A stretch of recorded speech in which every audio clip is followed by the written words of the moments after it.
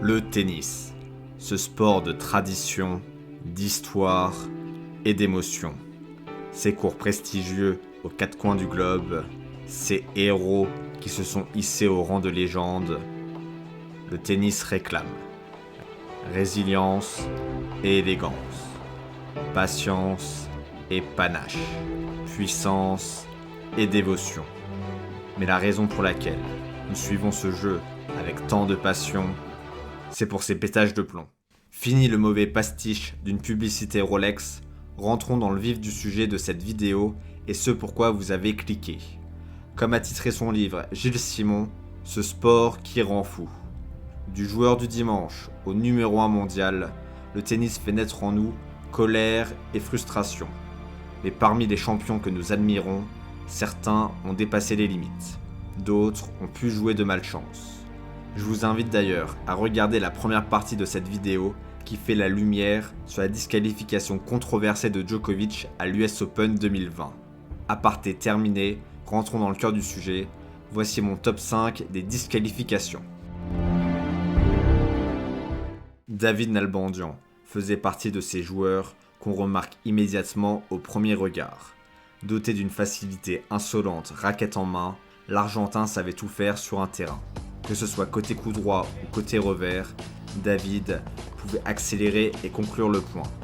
Long ligne ou court croisé, toutes les zones étaient permises pour ce talent argentin.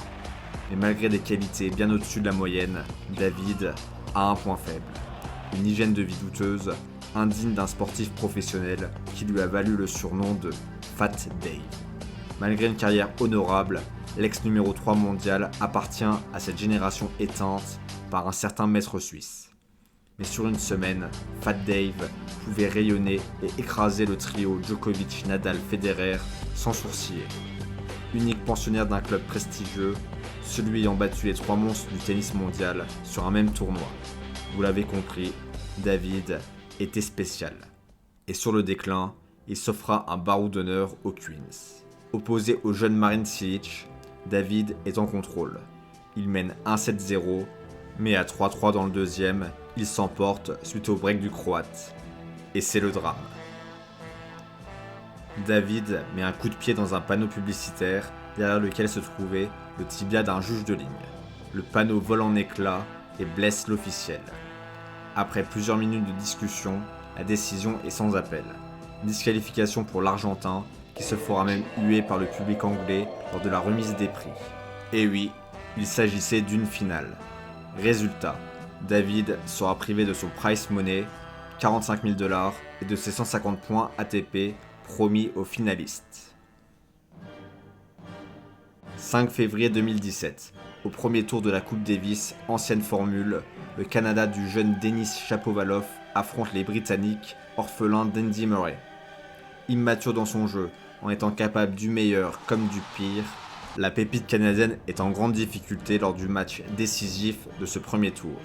Mené 2-7-0, Denis craque suite à un énième revers décentré, et c'est le drame. Excédé par sa faute, il envoie un missile dans le public. Cependant, sur la trajectoire se trouvait un homme, le Français Arnaud Gabas, arbitre du match. Ne pouvant faire autrement, suite à cette agression involontaire sur l'arbitre, Chapeau est disqualifié, le Canada éliminé. Résultat, Chapeau écopera de 7 000 $ d'amende et d'un traumatisme suite à son geste. Je ne veux pas être le gars qui a allumé l'arbitre, dira-t-il. Pétage de plomb suivant. Le tennis, ce n'est pas que le circuit ATP. Les pétages de plomb existent également aux étages inférieurs. En 3e position, lumière sur un challenger, la seconde division du tennis. Classé à 310e place mondiale, Darian King est au bord du précipice. Mené 1-7-0 et 4-2 dans le tie-break de la seconde manche, il s'emporte suite à sa passivité. Et c'est le drame. Il fracasse sa raquette contre la bâche, qui rebondit avant d'atteindre la juge de ligne. Décidément, ceux-ci donnent de leur corps. Pour King, difficile de contester sa disqualification suite à ce jet de raquette. Le même que l'on trouve parfois dans des sombres rencontres entre 3e séries. On notera tout de même que la bâche semble avoir absorbé la majeure partie de l'impact au ralenti. Mais passons tout de suite à la médaille d'argent. Serena Williams, la récidiviste. En 2018, lors de la finale de l'US Open, Queen Serena est opposée à la jeune Osaka, qui n'est pas encore le jouet médiatique d'aujourd'hui. L'américaine, en grande difficulté, s'emporte suite à un avertissement pour coaching, justifié au passage, et d'un point de pénalité pour avoir brisé une raquette. Mais ce n'est que le début. Serena écope d'une nouvelle pénalité qui lui coûte cette fois-ci un jeu après avoir insulté l'arbitre de menteur et de voleur.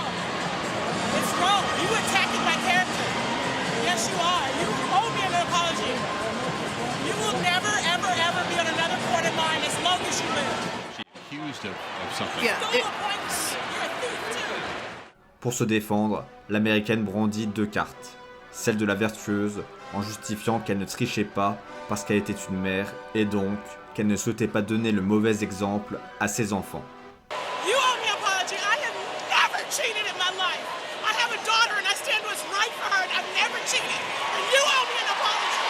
Rassure-toi Serena, c'est ton coach, Patrick Mouratoglou, qui a triché. Et la deuxième, encore plus insidieuse, celle du sexisme, en justifiant que les hommes feraient pire et ne seraient jamais sanctionnés. Le point Godwin 2.0 était alors atteint.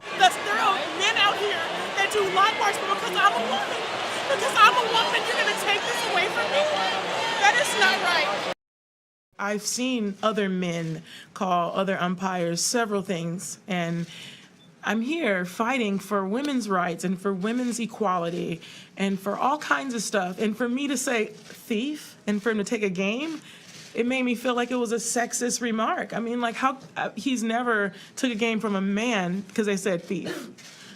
Ah, Serena. Peut-être qu'aucun joueur ne l'a traité de voleur. À tout hasard. Bref, selon moi, Queen Serena a complètement craqué sous la pression des 24 titres du Grand Chelem et du record de Margaret Court.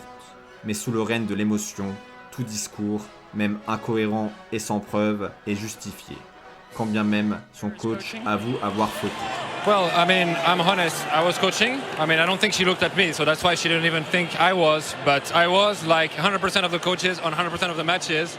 So we have to stop this hypocrite thing. Mais Serena n'en est pas à son coup d'essai. Toujours à l'US Open et toujours en finale, l'américaine avait déjà craqué. Opposée à Kim Clijsters et à 2 points de la défaite, Serena s'apprête à servir. Et c'est le drame. La juge de ligne signale une faute de pied sur seconde balle. Résultat, double faute, synonyme de 2 balles de match pour la Belge. Balle de match d'ailleurs que Clijsters n'aura pas à remporter. Serena Williams explose complètement et on la comprend suite à cette annonce horrible de la juge de ligne. Faute de pied d'ailleurs qui n'est même pas évidente au ralenti. Elle ira tout de même un peu loin, même pour moi, en menaçant la juge de ligne suite à son annonce. Je jure devant Dieu que je vais prendre la balle et te l'enfoncer dans ta putain de gorge. Dommage pour l'américaine, son bourreau était une femme, donc la carte du sexisme était impossible. Déjà averti auparavant, Serena prit une deuxième pénalité, synonyme de points perdus, lui-même synonyme de match et d'espoir de titre envolé. Enfin on passe à notre champion incontesté de la disqualification et des pétages de plomb en tout genre. Mais qui est-il ? Answer my question! The question, jerk! Vous l'avez reconnu, il s'agit du seul, l'unique, John McEnroe. J'aurais pu faire un classement à lui seul, mais voici son chef-d'œuvre. Nous sommes en 1990, en 8ème de finale de l'Open d'Australie. Jim Mack mène 2-7-1 face au Suédois Michael Penforth. John va alors faire du McEnroe en nous offrant un guide de la disqualification pour les nuls. Première étape, fixer un juge de ligne pour l'intimider. Ensuite, présent dans toutes les recettes de pétage de plomb, un brisage de raquette. Troisième et dernière étape, insulter l'arbitre suite à une discussion avec celui-ci. Rien d'anormal pour le sanguin new-yorkais. Mais l'ATP, voulant faire peau neuve, a modifié les règles pour la saison 1990. Au troisième avertissement, c'est désormais la porte. Résultat, la sentence est irrévocable pour McEnroe. Il est disqualifié pour ce troisième avertissement. Cannot be serious! Le but de ce changement de politique ? Renvoyer une meilleure image du tennis. En effet, les années 70 et 80 ont été très laxistes avec des joueurs comme Nastase et Connors qui n'étaient pas des enfants de cœur, tout comme McEnroe qui n'en était pas à son coup d'essai. Dans sa jeunesse, Super Brat, surnom donné par les tabloïds anglais, n'avait pas de limite, multipliant les frasques qui le banniraient dans notre société aseptisée d'aujourd'hui. Exemple, un crachat sur une spectatrice en 1978 à Boston et un bras d'honneur au public new-yorkais un an plus tard à l'US Open lors d'une rencontre houleuse face à un autre voyou des terrains, Ilie Nastase. Cantona apprécie. Au-delà de l'aspect burlesque de ces histoires, le 21 janvier 1990 est une date à marquer d'une pierre blanche. En effet, cette disqualification de McEnroe marque un changement de paradigme. Premier joueur à être sanctionné de la sorte en Grand Chelem depuis 1963, cette sanction est la première étape qui a mené à l'aseptisation galopante de notre sport sur les 3 dernières décennies. Mais je m'écarte du sujet de la vidéo. Si celui-ci vous intéresse néanmoins, faites-le moi savoir en commentaire. Je pourrai revenir plus en détail sur comment et pourquoi le tennis s'est aseptisé et plus globalement le sport en général. Petit indice, c'est pour éviter ce genre d'événements comme en NBA. Lambeer, who's had that mouse under his eye for most. Artest has jumped over the scorer's table and is trying to get down to the bench. Artest is in the stands. Oh, this is... Et l'intérêt derrière est évidemment financier. Et c'est ainsi que s'achève ce top des plus belles disqualifications de l'histoire du tennis. Quelle est la plus emblématique selon vous, la plus méritée? Et dites-moi si j'en ai oublié une. J'espère que ce format vous aura plu. Et je vous laisse avec une compilation de J-Mac. À bientôt. Answer my question! The question, jerk! You can't be serious, man. You cannot be serious! That ball was on the line. Chalk flew up. Disgrace, and everyone here is a disgrace. You can't get a call even this far out right. It's absolutely unacceptable. I'm working on a court again. You understand me? You're pathetic. You know that? You are the worst umpire that I've ever seen in my life. You're never going to work another match 5 innings. Come on!